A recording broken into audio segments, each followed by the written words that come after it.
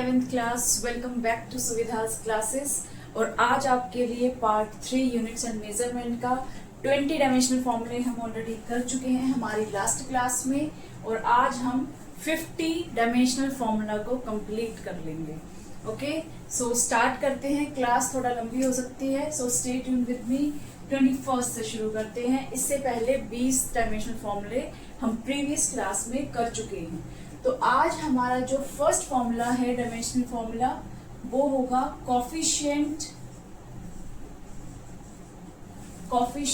Of elasticity.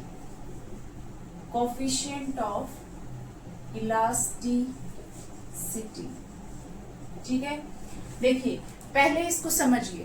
आज जितने भी फॉर्मूलाज आएंगे उनमें से मैक्सिमम फॉर्मूले ऐसे होंगे जो शायद आपने पहले नहीं पढ़े होंगे, क्योंकि वो आपके कमिंग चैप्टर्स के अंदर टॉपिक्स आएंगे जिसमें से ये फॉर्मूले आप पढ़ेंगे, ठीक है। लेकिन फिर भी मैं याद करने का तरीका उसको या कुछ उसके बारे में बेसिक डेफिनेशन देके उसको कोशिश करूंगी कि फॉर्मूला आपको लर्न हो जाए, क्योंकि जब तक फॉर्मूला लर्न नहीं होगा आप डायमेंशनल फॉर्मूला नहीं बना पाएंगे, ठीक है। तो अभी के लिए बहुत ज्यादा डेप्थ में ना जाके हम उतना करेंगे कि आपको फॉर्मूला लर्न हो जाए और आप उसके डायमेंशंस अच्छे से कैलकुलेट कर लो। बाकी आप देखेंगे कि नेक्स्ट कमिंग चैप्टर्स में अभी हम जितने भी डायमेंशंस निकालेंगे वो सारे कमिंग चैप्टर्स में 1 बाय 1 आते रहेंगे, ठीक है। तो शुरू करते हैं कोफिशिएंट ऑफ इलास्टिसिटी से। कोफिशिएंट ऑफ इलास्टिसिटी क्या होता है भाई? मान लीजिए कोई ऑब्जेक्ट है, कोई भी ऑब्जेक्ट, कोई बॉक्स है, कोई भी ऑब्जेक्ट है, उसके ऊपर आपने प्रेशर लगाया, ठीक है। प्रेशर लगाने के कारण उसकी लेंथ में भी चेंज आ सकता है, उसके एरिया में भी चेंज आ सकता है, या फिर उसकी वॉल्यूम में भी चेंज आ सकता है। तो एरिया, वॉल्यूम, लेंथ तीनों में से, या एंगल में भी चेंज आ सकता है। तो आप कितना प्रेशर लगा रहे हो और उसमें कितना उसके डायमेंशन में चेंज आ रहा है, किसी भी डायमेंशन में, चाहे उसकी लेंथ में चेंज आया, चाहे एरिया में, चाहे वॉल्यूम में, ठीक है। तो स्ट्रेस, आपने लास्ट क्लास में देखा होगा कि स्ट्रेस और प्रेशर का सेम मीनिंग होता है। तो या तो आप बोलो कि स्ट्रेस अपॉन स्ट्रेन, ठीक है, और pressure upon strain, that means the same thing, ठीक है। तो यहाँ पे इसका फॉर्मूला होता है स्ट्रेस अपॉन स्ट्रेन। अब लास्ट क्लास में देखा था हमने स्ट्रेस का डायमेंशनल फॉर्मूला कैसे निकाला था। Stress means pressure only. Pressure क्या होता था? फोर्स पर यूनिट एरिया। अब फोर्स का फॉर्मूला क्या होता था भाई? MLT-2, और एरिया का L2। L से L कैंसिल होके ML-1T-2। ये आपका प्रेशर का फॉर्मूला होता था, जो कि सेम स्ट्रेस का भी आएगा। तो ये आपका डायमेंशनल फॉर्मूला हो गया स्ट्रेस के लिए। और स्ट्रेन एक डायमेंशनलेस क्वांटिटी होती थी, अगर आपको याद है कि change in dimension by original dimension इसका फॉर्मूला था। तो वो सेम चीजें होती थी डिवीजन में, तो कट आउट होके डायमेंशनलेस क्वांटिटी यहाँ पे आपको मिलती थी। जहां भी डायमेंशनलेस आए क्वांटिटी, डायमेंशनलेस क्वांटिटी की जगह आप फॉर्मूले में 1 पुट कर दोगे, क्योंकि 1 मीन्स कि वहां कुछ नहीं है, ठीक है। 1 है, कोई फॉर्मूला उसका नहीं आएगा डायमेंशनल फॉर्मूला। तो यहाँ पे हम स्ट्रेन की जगह 1 पुट करेंगे। 1 क्यों लिखा मैंने? क्योंकि इसके कोई डायमेंशन होते ही नहीं है, डायमेंशनलेस है ये, इसलिए इसको 1 से रिप्लेस किया। तो आपका कोफिशिएंट ऑफ इलास्टिसिटी का जो फॉर्मूला बनेगा वो होगा ML-1T-2। ये आपका कोफिशिएंट ऑफ इलास्टिसिटी का फॉर्मूला रहेगा। देन नेक्स्ट वन इज, अच्छा, लास्ट वीडियो में भी और आज भी मैं बता रही हूँ आपको कि ये स्क्वायर ब्रैकेट्स लगाना डायमेंशंस में बहुत जरूरी है। इनके बगैर आपका डायमेंशनल फॉर्मूला कंप्लीट नहीं है। अगर कहीं पे भी बाय मिस्टेक में भूल जाऊं तो आपको डायमेंशनल फॉर्मूले में ब्रैकेट्स जरूर लगानी है, स्क्वायर ब्रैकेट्स लगानी है। सिंपल ब्रैकेट से काम नहीं चलेगा, ठीक है। उसके बाद आता है आपका सरफेस एनर्जी। तो सरफेस एनर्जी देखिए भाई, सरफेस एनर्जी। अब सरफेस एनर्जी क्या होता है कि सरफेस के ऊपर जो मॉलिक्यूल्स होते हैं उनके पास कुछ एक्सेस एनर्जी होती है। चलो बहुत ज्यादा डीप में नहीं जाते हैं, सिर्फ इतना समझिए कि आपको किसी रीजन से सरफेस एरिया बढ़ाना होता है। उस एरिया को बढ़ाने के लिए आपको कितना वर्क डन करना पड़ेगा? आपको कुछ एरिया इंक्रीज करने के लिए कितना वर्क डन करना पड़ेगा, वो ही आपकी सरफेस की एनर्जी होती है कि कितना हमने वर्क किया, वर्क डन किस चीज को बढ़ाने के लिए, एरिया को बढ़ाने के लिए। ठीक है, ये आप आगे डेप्थ में पढ़ेंगे कि क्यों ऐसा होता है। अब वर्क डन का फॉर्मूला क्या होता था भाई, ml/T-2। मैंने एक निकाल के दिखा दिया है उसी तरीके से जैसे प्रीवियस क्लासेस में हम ये सब कर चुके हैं, प्रेशर, स्ट्रेस, वर्क डन। तो ये वर्क डन का फॉर्मूला हो गया एरिया L2 से L2 कैंसिल, क्या आएगा इसका फॉर्मूला mg-2, या फिर दूसरा तरीका क्या होता था m1L0T-2, क्योंकि आपको ध्यान होगा MA, LB और TC ये आपका जनरल फॉर्मूला था डायमेंशनल फॉर्मूले का। ठीक है, अब नेक्स्ट क्या है आपका एंगुलर वेलोसिटी। एंगुलर वेलोसिटी को समझने से पहले देखिए एक कंपैरिजन आपको आना चाहिए। क्या अब बताते हैं, एंगल जहां आ गया, एंगुलर है ना, angular means rotation, rotation motion की बात हो रही है।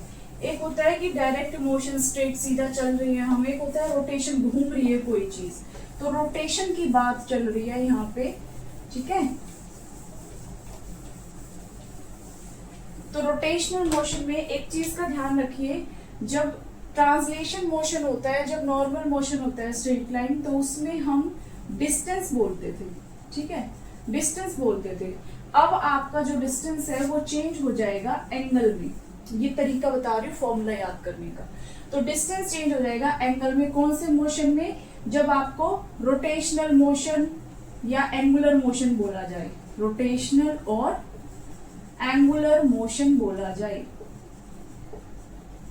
तो डिस्टेंस की जगह एंगल आ जाता है। क्योंकि सोच के देखो, मान लीजिए ये आपका ऐसे घूम रहा है, ठीक है, किसी पर्टिकुलर एंगल पे ये ऐसे रोटेट कर रहा है, तो जितना डिस्टेंस ये कवर कर रहा है वो डिस्टेंस कैसा है, वो एंगुलर है। मींस एंगल से नापेंगे कि उसने कितना एंगल कवर किया है। ठीक है, तो डिस्टेंस को एंगल से चेंज कर देते हैं।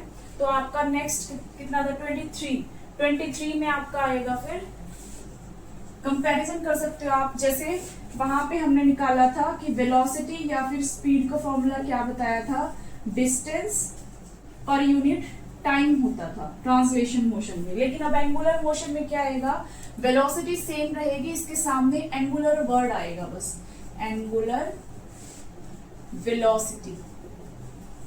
तो मैंने बोला एंगुलर जब भी आए मोशन तो डिस्टेंस की जगह आप क्या लिखोगे, एंगल पर यूनिट टाइम।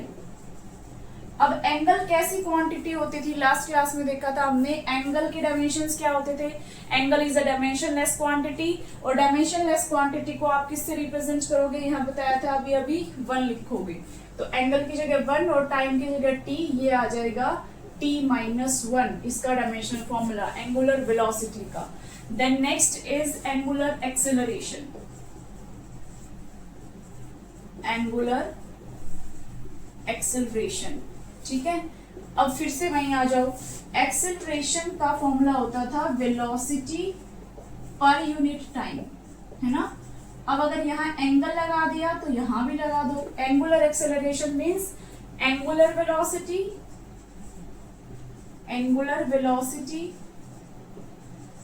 पर यूनिट टाइम।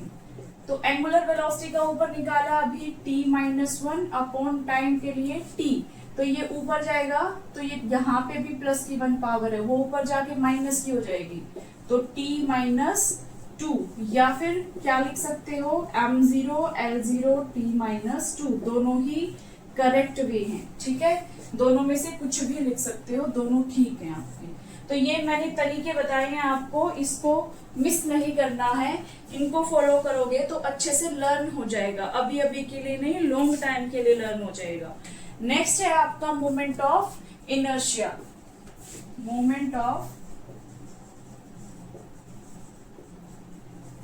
इनर्शिया का भी फॉर्मूला होता है, ठीक है।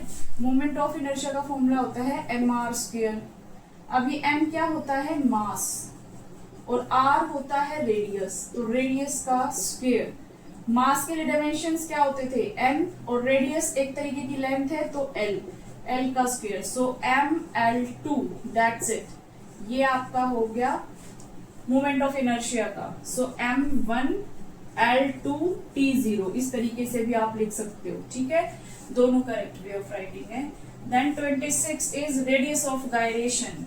रेडियस ऑफ गायरेशन ये क्या होता है भाई, आप इसको पढ़ोगे कमिंग चैप्टर्स में। रेडियस ऑफ गायरेशन अभी के लिए बस इतना समझो कि एक तरीके का डिस्टेंस होता है, तो डिस्टेंस के लिए तो सिर्फ L होता है डायमेंशन, तो इसको m0 L1 T0 भी लिख सकते हो या सिर्फ L लिख सकते हो, ठीक है। तो अभी के लिए उतना ही बताएंगे जो आपको हेल्प करेगा इस फॉर्मूले को याद करने के लिए। ज्यादा डेप्थ में जाएंगे तो बहुत लंबी क्लास हो जाएगी और आप पजल भी हो जाओगे अभी, क्योंकि वो चैप्टर्स अभी शुरू नहीं हुए हैं ना।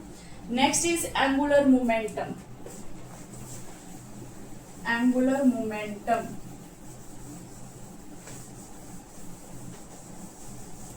एंगुलर मोमेंटम क्या होता है भाई, एंगुलर मोमेंटम का फॉर्मूला होता है mvr, एंगुलर मोमेंटम। इसका भी फॉर्मूला होता है mvr। m क्या होता है, मास, v क्या होता है, वेलोसिटी, और r क्या होता है भाई, रेडियस, ठीक है। अब लिखो मास के लिए m, वेलोसिटी lt-1, रेडियस भी एक तरीके का डिस्टेंस है तो l, सो ml2t-1 ये हो गया आपका डायमेंशनल फॉर्मूला एंगुलर मोमेंटम के लिए, ठीक है। ये भी रोटेशनल मोशन से कनेक्टेड है angular momentum. Then next is your trigonometric ratios. क्या है आपका ट्रिग्नोमेट्रिक रेशियो, मैथ्स में पढ़ा होगा आपने। ट्रिग्नोमेट्रिक, टी रेशियो भी बोल देते हैं इसको। ट्रिग्नोमेट्रिक रेशियो जैसे साइन थीटा, कॉस थीटा, ऐसे कोई भी वैल्यूज, ठीक है। थीटा वाला angle, sine cos, tan cosec, sec, कोई भी एंगल हो तो ट्रिग्नोमेट्रिक रेशियो में क्या होता है भाई, देखो इसको ध्यान से समझो। आप एक ट्रायंगल बनाइए, देखो बहुत बच्चे तो राइट एंगल ट्रायंगल से समझ पाएंगे। तो ये 90 डिग्री का एंगल है, 90 के सामने हाइपोटेनस होता है, ये आपका बेस है, ठीक है। ये थीटा एंगल है, थीटा के सामने आपका क्या होता है, एंगल के सामने क्या होता है, परपेंडिकुलर। तो यहां से आप निकालते थे ना साइन थीटा, कॉस थीटा, ये सब की वैल्यूज। तो ये बताओ मुझे उसमें साइन थीटा जैसे क्या होता है, परपेंडिकुलर अपॉन हाइपोटेनस, ठीक है। P/H होता है, तो P ये है और H ये है। इनकी वैल्यूज कुछ ऐसी होती थी ना, 12 मीटर, 4 मीटर, मतलब मीटर में। दैट मीन्स ये दोनों ही एक तरीके के क्या हैं, डिस्टेंस हैं, बस इतना ही बताना था। तो जब भी ट्रिग्नोमेट्री रेशियो कोई निकलेगी तो फॉर्मूला क्या आएगा, distance upon distance, distance upon distance. तो दोनों ही डिस्टेंस है तो L/L कैंसिल आउट, सो m0 L0 T0। तो कैसी क्वांटिटी आएगी यहां से, ट्रिग्नोमेट्रिक रेशियो कैसी हो गई भाई, डायमेंशनलेस क्वांटिटीज, डायमेंशनलेस क्वांटिटीज हो गई आप, ठीक है। So T ratios important question, आज बहुत सारी आप क्वेश्चंस ऐसे करोगे क्वांटिटीज जो कि ट्रिग्नोमेट्रिक है, जैसे जो डायमेंशनलेस होगी, ठीक है। तो क्वेश्चंस यहीं से आते हैं कि डायमेंशनलेस क्वांटिटीज बताइए, नेम एनी 2, नेम एनी 3, इस तरीके से करके। या एमसीक्यू दे देंगे, उसमें आपसे 4 ऑप्शंस दे देंगे, बोल देंगे बताओ कौन सा जो है डायमेंशनलेस क्वांटिटी है, ठीक है। या फिर इनमें क्या चीज सिमिलर है, क्या डिसिमिलर है, इस तरीके से क्वेश्चंस आएंगे, ठीक है। Next is Planck's constant. Next क्या है आपका, प्लैंक्स कांस्टेंट। प्लैंक्स कांस्टेंट को कैसे निकालोगे भाई, उसका फॉर्मूला देखो, प्लैंक्स कांस्टेंट एक फॉर्मूला होता है एनर्जी का, h new. h is Planck's constant, new is frequency, ये क्या है, फ्रीक्वेंसी, और E क्या है, एनर्जी, और ये क्या है भाई, यही प्लैंक्स कांस्टेंट होता है। ये कांस्टेंट जो प्लैंक ने दिया था, प्लैंक एक नाम है, ठीक है, प्लैंक्स कांस्टेंट। तो यहाँ से h के डायमेंशंस निकालने हैं तो फॉर्मूला होएगा आपका E/ν, that means energy per unit frequency. ठीक है, एनर्जी, वर्क डन और एनर्जी का सेम डायमेंशंस होते हैं। तो क्या फॉर्मूला था भाई, ml/t-2। घबराना नहीं है कि भाई हमें कैसे याद होंगे, जब आप इनको 2 बार 4 बार 5 बार प्रैक्टिस करोगे ना बाय हैंड तो अपने आप याद हो जाएंगे। 4-5 कुछ ऐसे डायमेंशनल फॉर्मूलाज हैं जो इंपॉर्टेंट है, बार बार यूज होते हैं, जैसे फोर्स का है, एरिया वेलोसिटी का है, ठीक है, एक्सेलरेशन का, एनर्जी का, ये सब। फ्रीक्वेंसी क्या होता है भाई, टाइम का इनवर्स होता है, t-1। ठीक है, तो क्या आएगा ml2, ये t-1 ऊपर जाएगा तो t+1 हो जाएगा, करके दिखाती हूँ। t-2, ये सेम फॉर्मूला मैंने लिख दिया, अब ये -1 ऊपर जाएगा तो +1 हो जाएगा, क्या आएगा ml2t-1। ये आपका हो गया डायमेंशन फॉर्मूला प्लैंक्स कांस्टेंट के लिए। इसको सॉल्व करोगे तो प्लस माइनस माइनस होता है, लेकिन साइन बड़े वाले का आता है तो नेगेटिव साइन आएगा। ठीक है, इसलिए यहाँ पे पावर क्या आएगी आपकी, -1 आएगी। नेक्स्ट है आपका relative density. Next one is relative density. देखो, रिलेटिव वर्ड का मीनिंग ही अपने आप में बता रहा है कि इसका फॉर्मूला क्या होगा। रिलेटिव मतलब किसी चीज को दूसरी चीज से कंपेयर करना। ठीक है, कंपैरिजन किन चीजों का भाई, क्योंकि पीछे डेंसिटी वर्ड है तो दो डेंसिटीज का आपस में क्या कर रहे हैं, कंपैरिजन कर रहे होंगे इस फॉर्मूले में। तो लिखो, रिलेटिव डेंसिटी होता है density of substance, relative density, density of substance, किसी भी सब्सटेंस की density upon density of water, ये फिक्स है नीचे जो वैल्यू है, डेंसिटी ऑफ वाटर वो भी 4 डिग्री सेल्सियस पे। उससे हमें मीनिंग नहीं है क्या डिग्री क्या कुछ, डेंसिटी डेंसिटी है, दोनों सेम सेम है। पहली बात तो अगर डेंसिटी का फॉर्मूला ना भी पता हो और एमसीक्यू हो तो यहीं से पता लग रहा है दोनों डेंसिटी कट जाएगी तो डायमेंशन लेस क्वांटिटी आएगा। लेकिन डिराइव करने वाला अगर क्वेश्चन होगा फिर आपको डेंसिटी का निकालना ही पड़ेगा।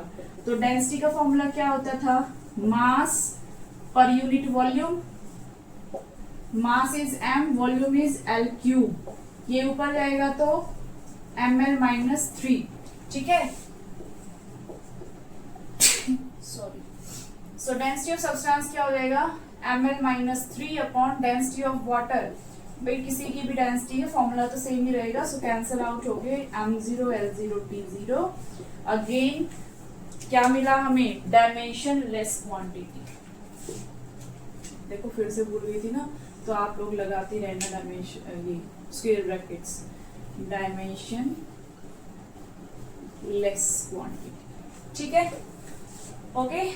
Next one is relative density. तो रिलेटिव वर्ड का बस आप याद रखना कि रिलेटिव का मीनिंग है कि कंपैरिजन, किसका कंपैरिजन, जो आगे वर्ड दिया गया है उसी का कंपैरिजन आप लोग करोगे। ठीक है, तो नेक्स्ट इज वेलोसिटी ग्रेडियंट। हमने लास्ट क्लास में प्रेशर ग्रेडियंट किया था और क्लास के एंड में मैंने बताया भी था कि मोमेंट जहां आए, ग्रेडियंट जहां आए, वहां आपको क्या करना है। तो वेलोसिटी ग्रेडियंट अगर बोला है इन्होंने, velocity gradient, so velocity gradient का मीनिंग बोला था, ग्रेडियंट का मीनिंग बोला था कि जो आगे क्वांटिटी है उसी के डिवीजन में क्या आएगा, डिस्टेंस आएगा। ठीक है, इजी लग रहा होगा। वेलोसिटी का formula L-T-1, distance is L, cancel out, so T-1 बोलिए या फिर M0 L0 T-1। So this is the formula for velocity gradient. ठीक है, वेलोसिटी ग्रेडियंट का क्या फॉर्मूला है, T-1।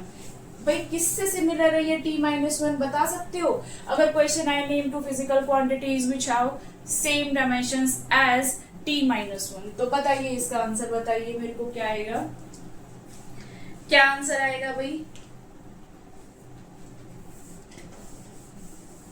जैसे फ्रीक्वेंसी का था सेम। ठीक है, तो इस तरीके क्वेश्चंस आएंगे तो उनको आप आराम से टैकल कर सकते हो। Next is force constant. Force constant एक फॉर्मूला होता है आपका स्प्रिंग्स में इलास्टिसिटी में F इक्वल टू के एक्स। ये K होता है आपका फोर्स कांस्टेंट। तो ये K निकालने के लिए क्या आएगा, F बाय एक्स। अब देखो ये F और X क्या है, ये है आपका फोर्स कांस्टेंट जिसकी डायमेंशंस पूछी हैं। ये X है आपकी डिस्प्लेसमेंट, डिस्टेंस की तरह ही डिस्प्लेसमेंट, शॉर्टेस्ट पाथ बोलते हैं। F क्या है आपका फोर्स, ठीक है। ये इसलिए बता रही हूँ क्योंकि यहाँ पे डायमेंशंस तो तभी पुट करोगे जब ये पता होगा ये क्वांटिटीज हैं क्या। तो F इज फोर्स, फोर्स का फॉर्मूला ml t माइनस 2 और x क्या है डिस्टेंस या डिस्प्लेसमेंट, सो L से L cancel out m t minus 2। ये हो गया आपका फोर्स कांस्टेंट के डायमेंशंस या फिर m1 L0 t minus 2. So these are the dimensions for force constant. Next is heat और enthalpy. Heat या फिर enthalpy. अब ये क्या होता है, बहुत ज्यादा डेप्थ में तो नहीं जाना, लेकिन इतना तो आप लोगों को पता ही होगा कि जो हीट होती है वो एक तरीके की एनर्जी ही होती है। क्या होती है भाई, हीट एक तरीके की एनर्जी होती है। तो यहाँ पे सीधा सीधा क्या करना है आपको, एनर्जी के डायमेंशंस से इसको इक्वेट कर देना है, क्योंकि डेफिनेशन थोड़ी पूछ रहे हैं आपसे, तो सिर्फ डायमेंशंस पूछ रहे हैं। तो अगर आप शॉर्टकट में ऐसा समझ पा रहे हो कि हीट एक तरीके की एनर्जी है, हीट या एंथैल्पी, तो आप उसको डायरेक्ट लिख सकते हो एनर्जी से इक्वेट करके, हीट और एंथैल्पी। सो ये क्या होता है, एक तरीके की एनर्जी, और एनर्जी तो वर्क डन वाला फॉर्मूला ही रखती है। सो ml2t माइनस 2, ये हो जाएंगे इसके dimensions. Next is specific heat. Specific heat ये क्या होता है भाई, इसका फॉर्मूला होता है कि हमें कितनी एनर्जी चाहिए, हमें कितनी एनर्जी चाहिए किसी भी सब्सटेंस का 1 डिग्री टेम्परेचर बढ़ाने के लिए। 1 डिग्री टेम्परेचर बढ़ाने के लिए मान लीजिए कोई भी ये कोई सब्सटेंस है हमारे पास, इसका मास है 1 kg और इसका टेम्परेचर हमें 1 डिग्री सेल्सियस से बढ़ाना है, इंक्रीज करना है। तो 1 डिग्री सेल्सियस टेम्परेचर इसका बढ़ाने के लिए, लेकिन कौन सा सब्सटेंस जिसका मास 1 kg हो, तो 1 kg वाले सब्सटेंस का 1 डिग्री से टेम्परेचर बढ़ाने के लिए हमें कितनी एनर्जी चाहिए, वो स्पेसिफिक हीट होती है। तो एनर्जी पर यूनिट मास पर यूनिट टेम्परेचर, ठीक है, पर यूनिट मतलब डिवीजन में। ये फॉर्मूला हो गया, समझ आया। एनर्जी का सेम फॉर्मूला ml2t माइनस 2, मास के लिए m और टेम्परेचर के लिए t, मास से मास कैंसिल, ये t की वैल्यू 1 है, ये ऊपर जाएगा तो क्या हो जाएगा L2t माइनस 2 बचा यहाँ, ये जाएगा t माइनस 1, ठीक है। तो ये यहीं पे कर देते हैं इसको L2t माइनस 3, ठीक है, और M0 L2t माइनस 3, ये आपका स्पेसिफिक हीट का डायमेंशनल फॉर्मूला हो जाता है यहाँ पे, ठीक है।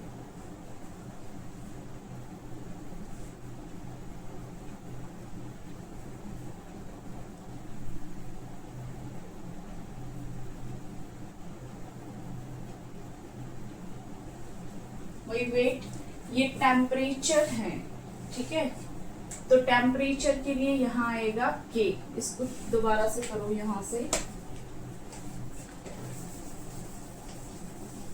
दोबारा से देखते हैं। मैंने टाइम के लिए T लगा दिया, टेम्परेचर का लिखना है ना।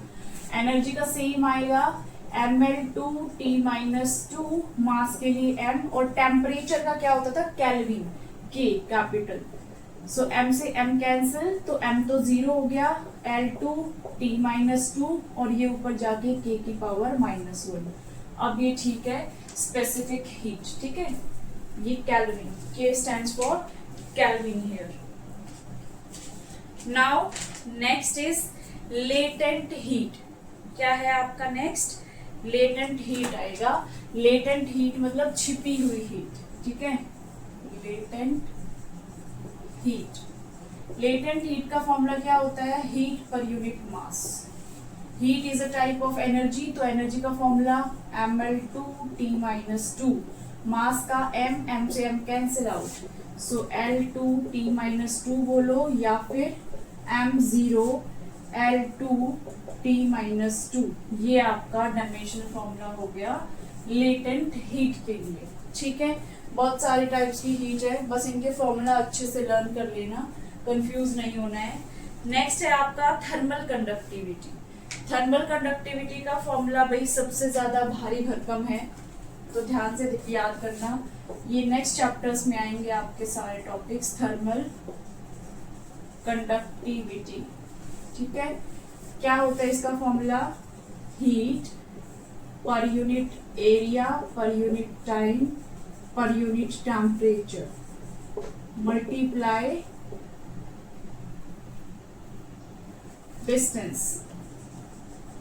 ठीक है, हीट पर unit area per unit time per unit temperature. निकालिए इसका डायमेंशन फॉर्मूला खुद से निकल गया, तो समझिए आपको डायमेंशंस करने आ गए हैं। हीट के लिए same as energy ml2T-2, distance L, area के लिए L2, टाइम के लिए T और टेम्परेचर के लिए K। ठीक है, अब L2 से L2 कैंसिल, क्या बचा m1, L also 1 and T-2। ठीक है, ये ऊपर बच गया, नीचे क्या बचा भाई K और T, इनको अब ऊपर लेके जाओ, m1 L1 T-2 -1 और K-1, ये क्या हो जाएगा, कंबाइन हो गए, यहाँ से -2 और -1 -3 हो जाएगा, सो m1 L1 T-3 K-1, this is the dimension formula for thermal conductivity। ठीक है, ये 1 अगर आप रिप्रेजेंट नहीं भी करोगे तो भी ml लिख सकते हो, कोई दिक्कत वाली बात नहीं है। नेक्स्ट पे आइए, थोड़ा फास्ट करेंगे, entropy. Next is entropy. Entropy क्या होता है भाई, एंट्रोपी बेसिकली डिसऑर्डर दिखाती है। ठीक है, एंट्रोपी मीन्स डिसऑर्डरनेस। उसका फॉर्मूला क्या होता है, एंट्रोपी डिसऑर्डरनेस मतलब रेगुलर, मतलब एक अरेंजमेंट में नहीं है चीजें, ये आपको एंट्रोपी बताती है। ठीक है, तो इसका फॉर्मूला होता है हीट पर यूनिट टेम्परेचर।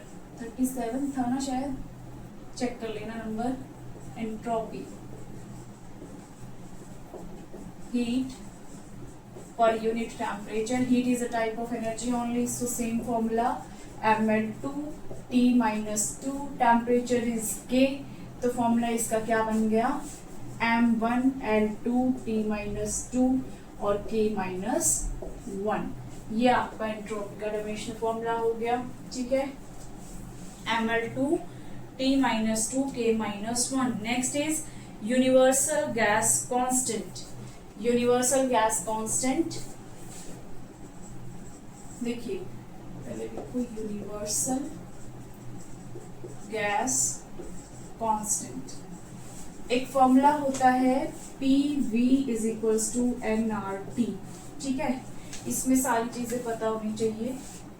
ये जो R है ये है आपका यूनिवर्सल गैस कांस्टेंट। ठीक है, उसके अलावा this P is pressure, this V is volume, this T is temperature and this N is moles, number of moles। moles के लिए पता है ना क्या सिंबल होता है डायमेंशन का, MOL।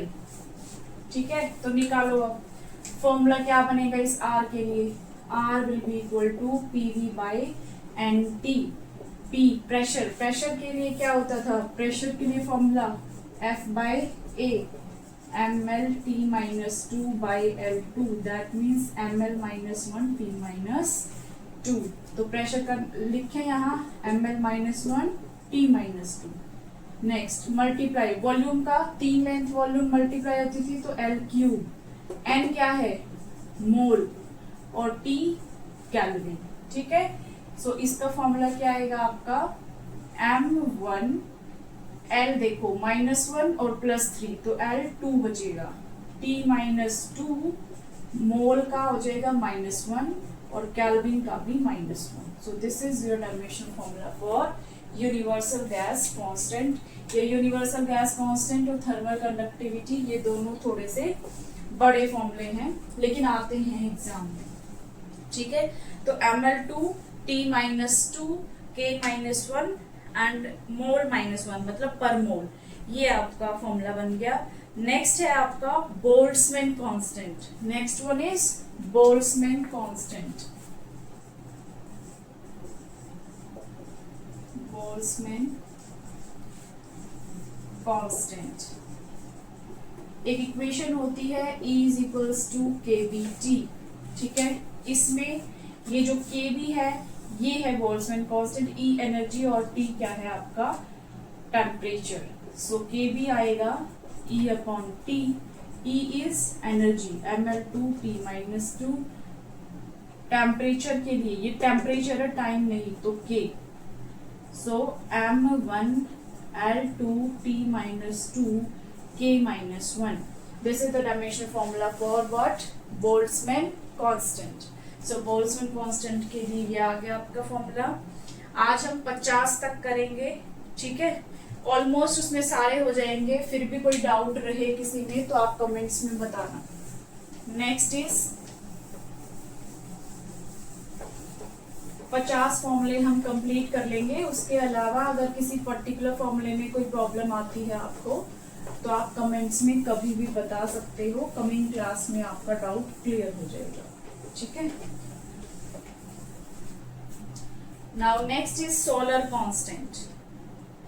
सोलर कांस्टेंट क्या होता है भाई कि हमारी जो सन से एनर्जी आ रही है, सोलर कांस्टेंट ये क्या होता है, सन है वो हमें एनर्जी दे रहा है अर्थ सरफेस पे, तो सोलर कांस्टेंट मतलब कि हमें कितनी एनर्जी मिल रही है पर यूनिट एरिया और पर यूनिट टाइम, ये होता है आपका सोलर कांस्टेंट कि average energy falling on the surface from the sun per unit area per unit time, ठीक है। निकाल लो, बहुत इजी है ये। Ml2 T -2 एनर्जी के लिए बार बार यूज हो रहा है, L2 टाइम के लिए T, L2 से L2 कैंसिल, सो M1 ये 1 पावर है ऊपर जाएगा तो T -3 या फिर लिखो M1 L0 T -3। This is the dimension formula for solar constant, ठीक है। नेक्स्ट है mechanical equivalent of heat. Mechanical equivalent of heat, mechanical equivalent of heat, इसको J से रिप्रेजेंट करते हैं हम मैकेनिकल इक्विवेलेंट को। ये होता है W/H। क्या होता है भाई W/H, J इसका सिंबल है। इसका मीनिंग क्या होता है कि 1 कैलोरी हीट को प्रोड्यूस करने के लिए कितना वर्क डन करना पड़ा। H इज हीट ना, तो 1 कैलोरी हीट को प्रोड्यूस करने के लिए कितना वर्क डन करना पड़ेगा वो आपका J रिप्रेजेंट करता है, ठीक है।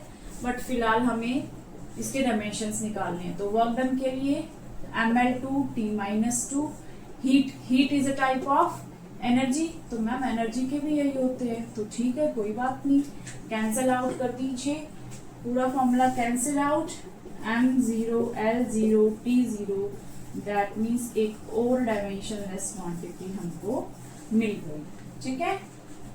एक और डायमेंशनलेस क्वांटिटी हमें मिल गई। नेक्स्ट है आपका इलेक्ट्रिक चार्ज।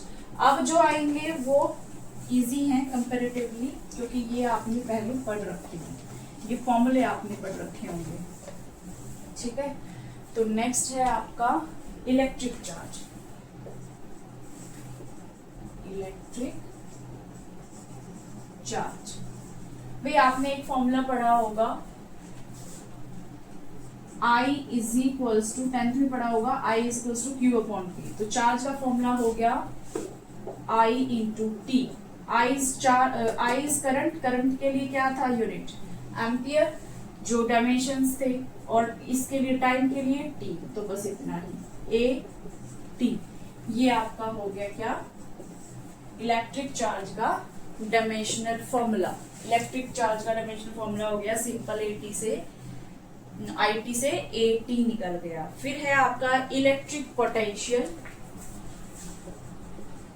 खुद से भी ट्राई कर सकते हो, इलेक्ट्रिक पोटेंशियल, क्योंकि ये चीजें तो आपने पढ़ रखी हैं, ये करो ट्राई आप।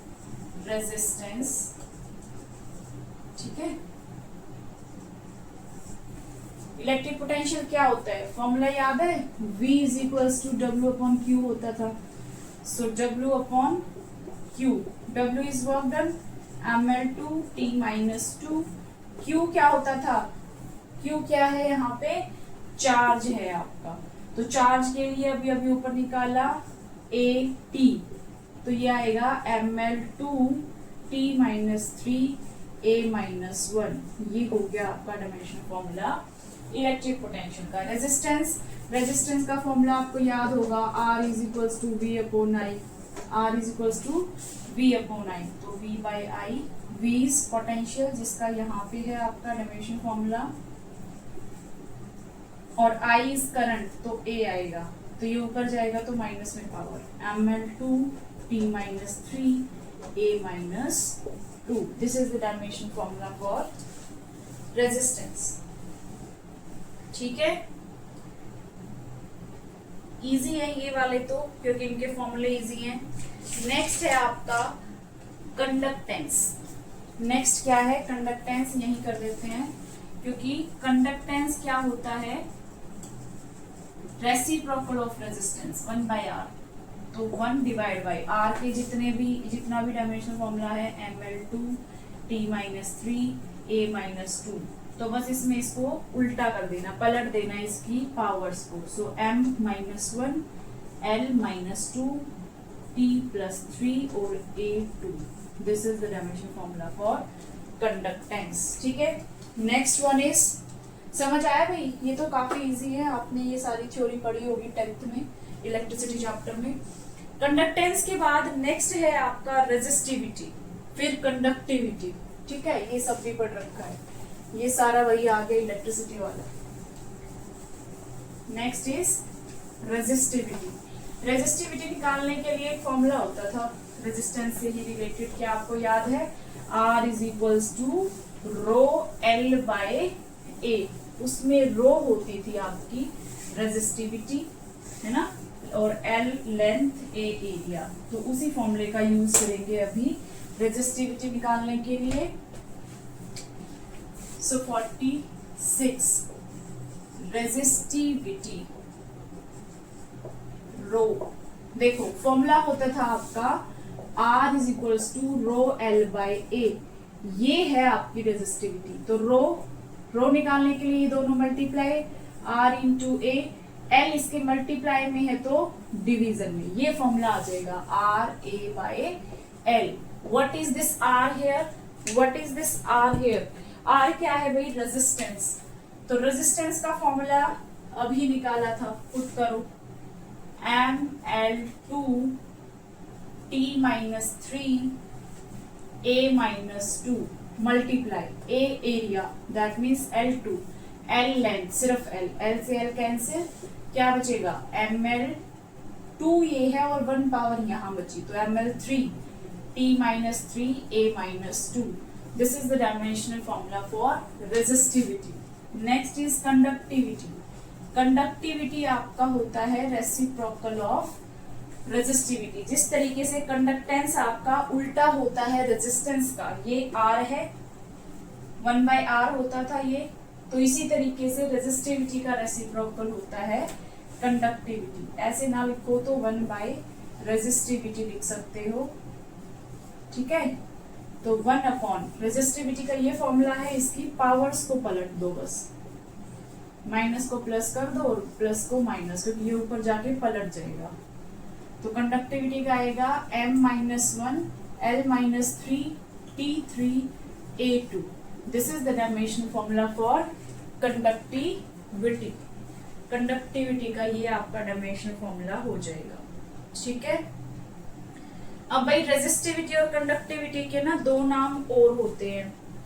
क्या नाम होते हैं भाई? रेजिस्टिविटी को आप बोलते हो स्पेसिफिक रेजिस्टेंस, स्पेसिफिक रेजिस्टेंस। सिर्फ रेजिस्टेंस पूछे तो ये फॉर्मूला, स्पेसिफिक रेजिस्टेंस पूछे तो ये, ऐसे ही सिर्फ कंडक्टेंस पूछे तो ये, और स्पेसिफिक कंडक्टेंस पूछे तो कंडक्टिविटी पूछ रहा है, स्पेसिफिक कंडक्टेंस, ठीक है। तीन ही बचे हैं। नेक्स्ट है आपका dipole moment, electric dipole moment. Next is electric dipole moment. ये कुछ अब 12th के फॉर्मूले हैं, बट सिंपल से दो तीन मैंने लिए हैं। फिर भी कोई डाउट रहे किसी में तो आप लोग पूछ सकते हो। Electric dipole moment, electric dipole moment का फॉर्मूला होता है भाई Q इंटू 2L। क्या है ये Q और क्या है ये L? ये Q है आपका चार्ज और L है आपकी लेंथ, और 2 क्या है? ये 2L लेंथ ही है, ठीक है। 2 इज अ नंबर ओनली, तो उसका कोई डायमेंशन फॉर्मूला नहीं होता है। तो चार्ज और लेंथ का फॉर्मूला रख दो यहाँ पे। चार्ज के लिए अभी अभी निकाला था ना, चार्ज क्या होता है? I इंटू टी, तो एम्पियर टाइम था ना, सो AT मल्टीप्लाई लेंथ के लिए L। तो ये डायमेंशन फॉर्मूला हो गया M0 L1 A1 और T1। ये हो गया आपका इलेक्ट्रिक डाइपोल मोमेंट का फॉर्मूला। नेक्स्ट है आपका मैग्नेटिक मूवमेंट, ठीक है। नेक्स्ट क्या है? मैग्नेटिक मूवमेंट का फॉर्मूला। मैग्नेटिक मूवमेंट का फॉर्मूला होता है IA²। I is current, A is area, ठीक है। लिखिए magnetic movement is equals to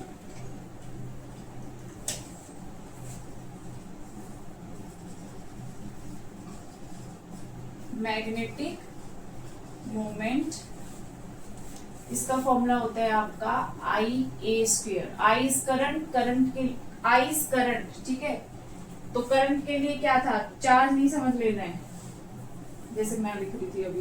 तो I इज करंट, करंट के लिए होता है एम्पियर, और A एरिया है, एरिया के लिए क्या होता है?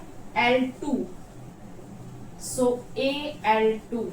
ये आपका डायमेंशनल फॉर्मूला हो गया किसका? मैग्नेटिक मोमेंट का। यहीं पे आप ऐड कर सकते हो M0 L2 A T0, ठीक है। कैसे? इसको लिखने का दूसरा तरीका M0 L2 T0 A1, है ना।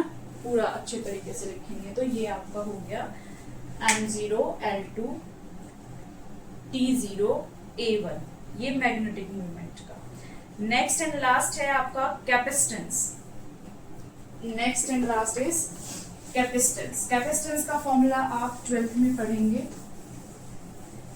बट कर लेते हैं, थोड़े सिंपल थे इसलिए मैंने बता दिया है यहीं पे। कैपेसिटेंस का formula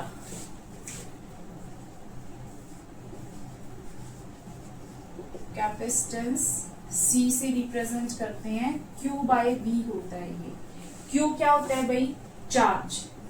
Q is charge and V is potential, electric potential, ठीक है। तो चार्ज के लिए तो अभी निकाल रखा है, क्या होता है? AT। V क्या होता है? Electric potential. तो इलेक्ट्रिक पोटेंशियल का भी हमने आज निकाला है फॉर्मूला। बताओ क्या था? इलेक्ट्रिक पोटेंशियल का फॉर्मूला बताइए। इलेक्ट्रिक पोटेंशियल का फॉर्मूला ML2T-3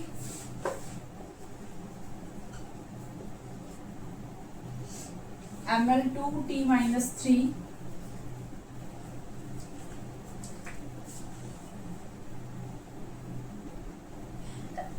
सॉरी ML2T-3A-1। ये आपका क्या आएगा?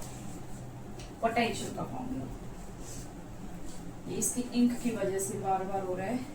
इसको ऊपर लेके जाओगे तो M-1 और L-2 T -3 है, ये ऊपर जाके क्या हो जाएगा, इसको अच्छे से कर ही लेते हैं, ए टी है मल्टीप्लाई और इसको ऊपर ले जाओ पूरा, तो m-1 l-2 t3 और a1, ठीक है।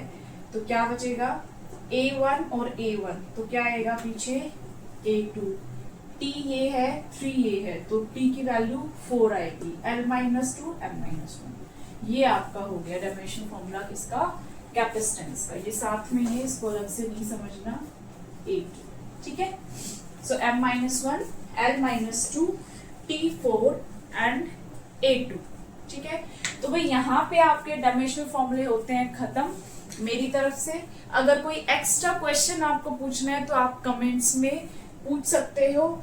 इसके बेस्ड क्वेश्चंस आते हैं किस तरीके से कि name 2 physical quantities which have the same dimensions, आपको ऑप्शंस दे देंगे, ठीक है, कि इसमें से बताइए सेम जो है डायमेंशनल फॉर्मूला किस किस क्वांटिटी के हैं या डिफरेंट किसके हैं, ठीक है। कुछ क्वेश्चंस में कराऊंगी आपको प्रैक्टिस, और कुछ मेरी शॉर्ट्स आएंगी इन्हीं के बेस्ड न्यूमेरिकल्स के ऊपर और क्वेश्चंस के ऊपर, तो उनको अच्छे से देखिएगा। और कोई डाउट रहता है तो कमेंट्स में बताना, ठीक है। और क्लास अगर पसंद आई है तो like share and subscribe with your friends, ठीक है। अपने साथ साथ सबको बढ़ाओ। Thank you.